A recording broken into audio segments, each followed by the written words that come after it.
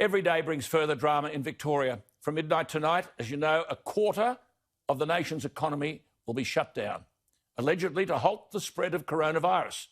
1 million workers to be kept at home at least until the end of September. We're in August. Most retail, manufacturing and administration businesses will close. 250,000 workers will be stood down. Companies will fail.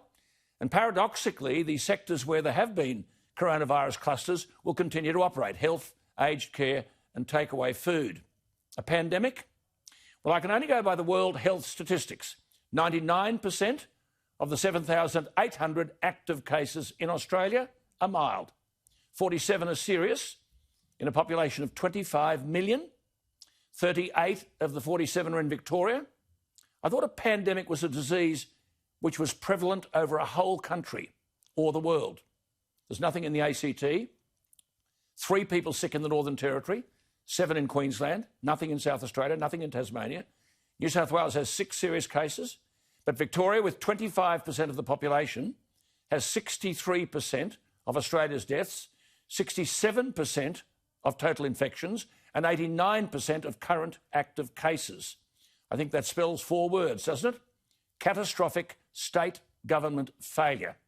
So think about it. 1 million workers to stay at home, at least until the end of September. 250,000 workers stood down. It borders on the criminal. And then we're told Victorian health officials stopped using the Coronavirus Safe app designed to find close contacts of infectious cases.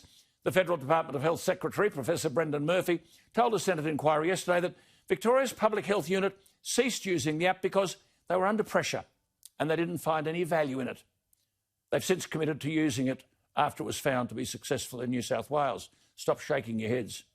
Then yesterday, Victoria's Health Minister refused to answer a single question about her handling of coronavirus in a rare sitting of the Victorian Parliament. She didn't answer because she didn't know the answers. The bureaucrats were working overnight to provide written answers by today. So all that stuff on bungled hotel quarantine, failure to use the app, justification for the lockdown measures, she didn't have a clue. Under Victoria's Charter of Human Rights and Responsibilities, those who've been tested positive were being allowed to leave their homes. Well, they plugged that loophole yesterday. And they did have time to announce fines of $4,957. Where the hell you get that figure from, I don't know, for some poor coot in breach. We have never seen this incompetence in the history of Australian government. And by the way, you know that inquiry into the hotel quarantine fiasco before a former judge, which could only be a total embarrassment for the Andrews government, it is going to be delayed. Why?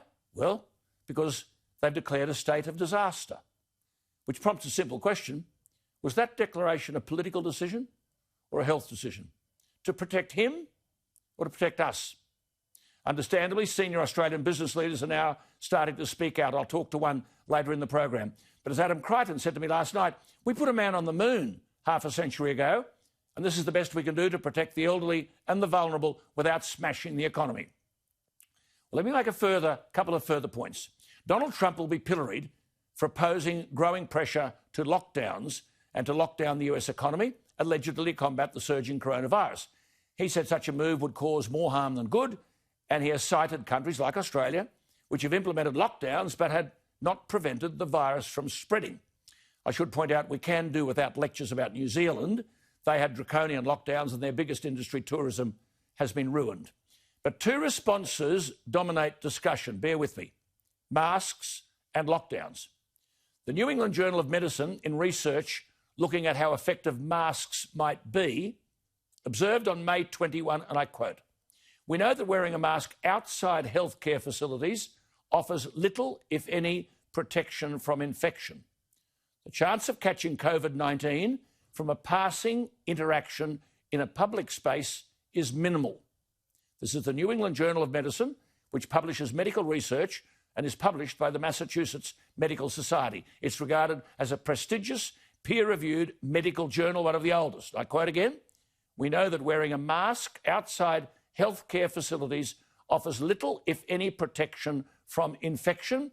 The chance of catching COVID-19 from a passing interaction in a public space is therefore minimal." These experts in our alarmism have been ignored. That's masks. What about lockdowns? The Lancet Medical Journal is an independent international medical journal dating back to 1823.